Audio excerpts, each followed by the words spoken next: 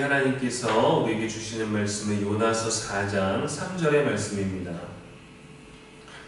여호와여 원하건대 이제 내 생명을 거두어 가소서. 사는 것보다 죽는 것이 내게 나음이니이다 하니. 아멘. 살아계신 하나님의 말씀입니다. 이 시간 예수님의 가르침이 맞습니까? 라는 제목으로 말씀 전하겠습니다.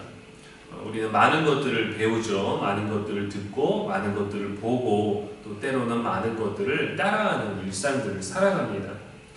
그 안에는 우리들에게 주는 가르침들, 우리들에게 주는 메시지들, 우리들에게 주는 어떤 신호나 그러한 것들이 있음에도 불구하고 때로는 우리들의 생각과 좀 달라서 또 내가 알고 내가 하고자 하는 것들이 있어서 그 가르침 또 그런 안내, 그런 조언들과는 전혀 다른 삶을 살아갈 때가 있습니다. 나는 알고 있는 것 같다고 생각하지만 전혀 그렇지 못할 때들이 우리들의 일상 가운데 있죠. 또 우리는 이제 많은 이들이 어른이 되어서 또 부모가 되어서 그렇지만 자녀들이나 아직은 또 젊은 사람들을 봤을 때 저렇게 하면 안 되는데 라는 생각을 하지만 그들이 꼭 우리들이 가르치는 것, 우리들이 알려주는 것들을 또 부모나 어른들이 알려주는 것에서 일부러 반항하려고 하는 경우들은 그렇게 많지 않습니다. 자기들이 원하는 것들, 자기들이 추구하는 것들이 때로는 있기도 하기 때문이죠. 그런데 그것들이 너무 벗어나는 경우들이 가끔 있습니다. 오늘 본문의 요나도 지금 하나님의 뜻에 완전히 반대되는 방법으로 반응하고 있습니다. 하나님이 어떤 분이신지 잘 알고 있지만 그런 하나님의 행하신 일에 대해서는 항의하고 있습니다. 결국 하나님의 뜻은 아니라는 거죠.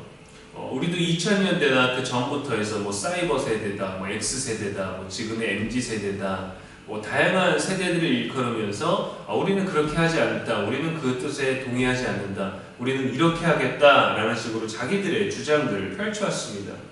늘 옳은 것도 아니고 늘 틀린 것도 아니었습니다.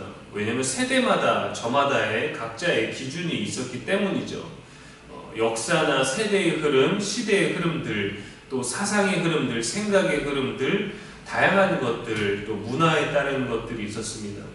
세대마다 모든 것들이 변했죠. 변하지 않는 영원한 진리가 사실은 우리 가까이, 우리 주변에 굉장히 많이 들려오고 알려지고 있음에도 불구하고 그 진리를 따르기보다는 내가 옳다고 생각하는 것들을 주장해왔던 우리들의 인류의 역사들이 있죠.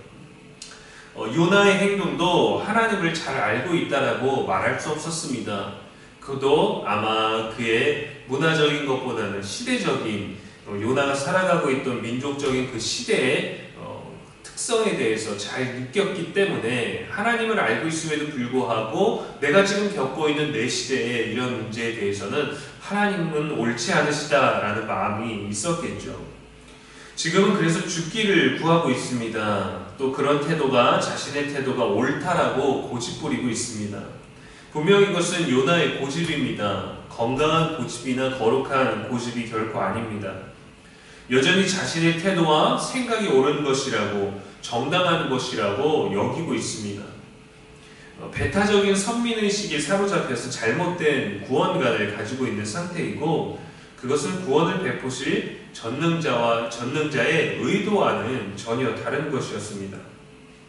그런데 요나가 가지고 있는 이러한 선민의식, 요나만이 아니라 아마 유대인들 대부분이 그 당시에 가지고 있었던 생각이었을 겁니다. 하나님의 백성으로서 분명히 옳고 정당한 것인데 하나님께서는 자신의 확신이나 신앙, 정의와 옳다고 믿는 것과 다른 일을 행하시는 것을 받아들이지 못하고 있는 상태인 거죠. 그들이 하나님께로부터 선택받은 것은 그들에게만 구원이 있는 것이 아니라 그들을 통해 천하만민이 하나님을 알고 구원을 얻게 하기 위함입니다. 하나님과 하나님을 알지 못하고 믿지 못하는 또 벗어나버린 만민을 이어주는 특별한 사명을 감당하는 존재입니다.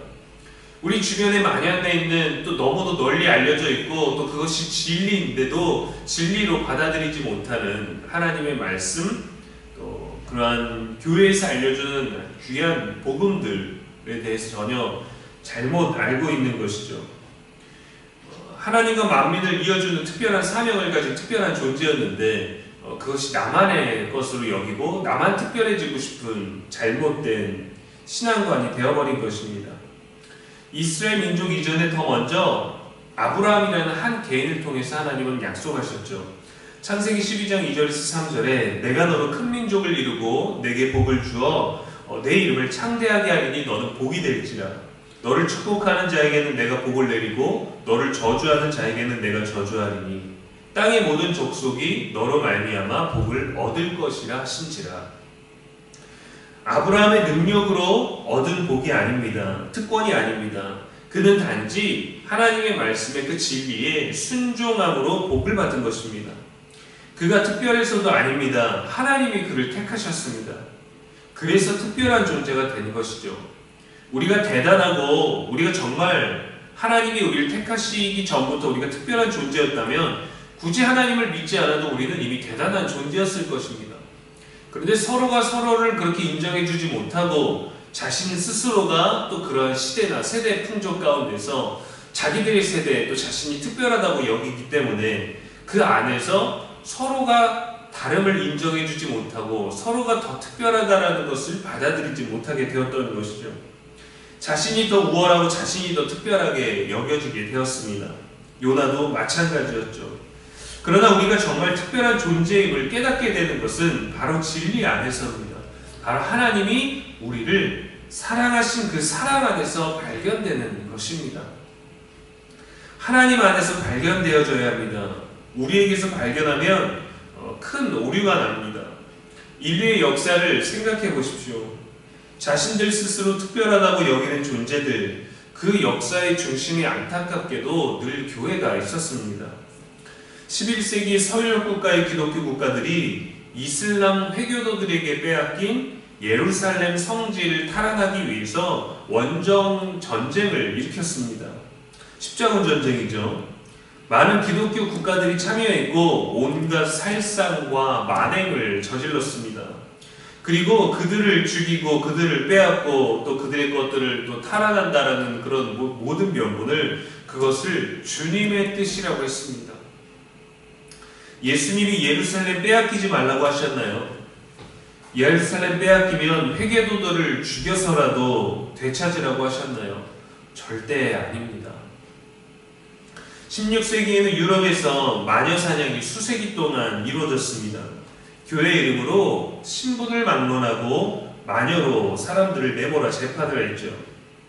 예수님은 용서를 말하셨고 사랑을 말하셨고 자비를 말하셨고 온유와 겸손을 말하셨습니다.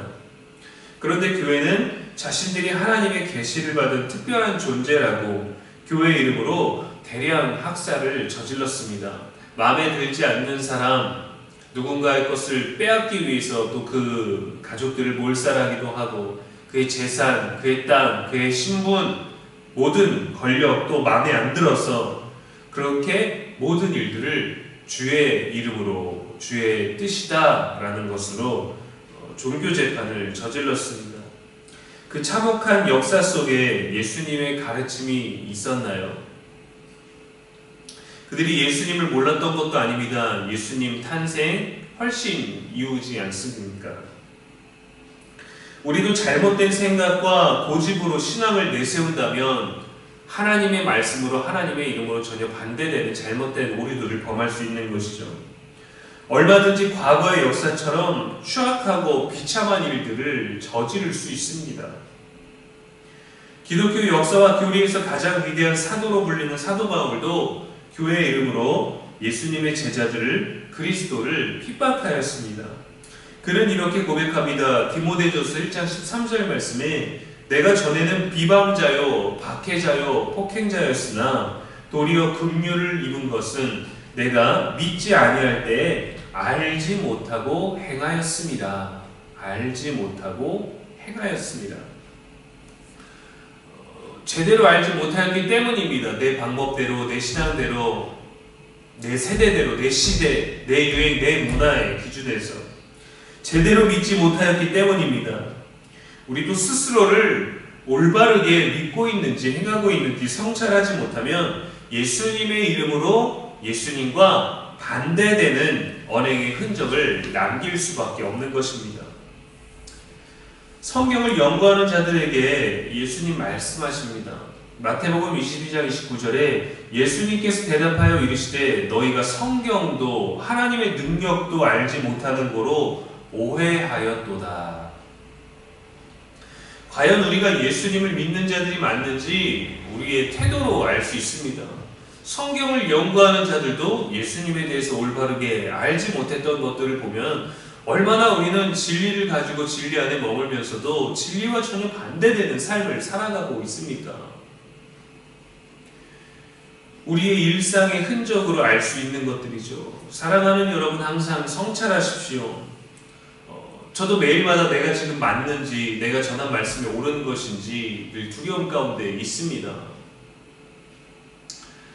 지금 나의 말이, 지금 나의 생각이, 지금 나의 행동이 예수님의 가르침이 맞는가? 혹시 나의 기준이 아닌가? 나의 기준은 과연 무엇인가? 나인가? 예수님인가? 나의 뜻인가? 하나님의 뜻인가? 나의 신념인가? 아니면 예수님께서 알려주신 것인가? 나는 지금 무엇을 따르고 있는지를 항상 성찰해야 됩니다. 내 행동이, 내 말이 맞는 건가? 오늘 이렇게 살았던 내가 옳은 것인가? 점검할 수 있어야 되는 것이죠. 요나도 그 점검을 했더라면 하나님의 뜻과 반대되는 것이 아니라 하나님의 뜻에 순종하기 위해 자기를 쳐서 애쓰고 수고했을 텐데 자신의 민족, 또 자신이 가지고 있는 잘못된 신앙관에서 그 어떤 하나님의 뜻, 하나님의 가르침, 하나님의 진리와 함께할 수 없었던 선지자의 모습을 우리가 반복적으로 계속 보게 되는 것입니다. 우리가 고집하는 것들이 과연 예수님의 가르침에 적합한 것인지 스스로 점검하며 또 올바른 태도로 하나님을 믿는 신앙을 지킬 수 있는 저와 여러분의 오늘 되기를 주님의 이름으로 축원합니다. 기도하겠습니다. 살아계신 하나님, 이 새벽에도 말씀 주시니 감사합니다. 오늘도 우리에게 말씀하시는 은혜로우신 하나님을 찬양합니다. 우리 모두에게는 고집이 있습니다. 우리가 끝까지 옳다고 주장하고 싶고 인정받고 싶은 고집들이 있습니다. 틀렸다는 소리도 듣기 싫고 이것이 옳다고 믿고 싶고 그랬으면 좋겠다라는 마음입니다. 내가 옳다고, 나는 특별하다고 여기기 전에 예수님이 옳다 하시는지 먼저 성찰하게 하여 주시옵소서. 나의 뜻이 관철되기보다 예수님의 가르침이 우리 안에 관철되게 하시고 내가 무엇을 따르고 있는지를 늘 점검하여 예수님의 가르침을 따르는 거룩하고 올바른 삶이 되게 하여 주시옵소서. 늘 나는 죽고 오직 나를 위해 돌아가신 예수님을 따르는 삶을 살아내기를 원합니다. 성령이 오늘도 우리를 도와주시옵소서. 오늘도 우리의 영원한 소망이 되신 예수님의 이름으로 축복하며 기도합니다. 아멘.